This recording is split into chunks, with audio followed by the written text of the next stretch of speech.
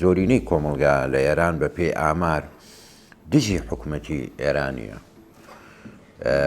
حکوومەتێکە لایەنگری نەماوە، بەڵام سوپای پازارانیە. سوپال تۆ لە پسکیتێکی دەماوەندەوە تا کەشتیەکی نەوتگوێزەرەوە لە بەندەرەکان هەری سوپای پازارانە، بنێستێک کۆلایەک.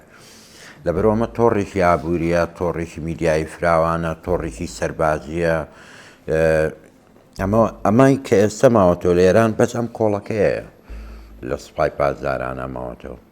بەڵام ئەمەش ئێستا لە دۆخی جەنگە ئەگەر هەر کاتێ بۆڵسێ خەڵگەرەی ڕوخێنێ لە بەرۆی هیچ نەماوە لە ئێران هیچ شتێ نەماوە. لەبەرەوە کۆمەلگا خۆی ئەو تێستەی کردووە موزاراتۆتە سەر شەقام، ئازایەتی زۆر پیشان دراوە دژی ڕژێمەکە. ینی ئەوە نەبێ کۆمەلگاکە تەواو خەمسار بێ و کۆمەلگای ئێرانی بە شێوەیەکی گشتی لیبرالیشە لە هەمان کاتە. ینی بنکەی کۆمەلگا بە هەموو گەلەکانەوە جیاواز لە هەڕەمی بەشی سەرەوەی کۆمەلگا لووتکە سیاسەکەی، ینی دوو ئەتمۆسفێری جیاواز ئەسوڕێتەوە لە ئێرانە.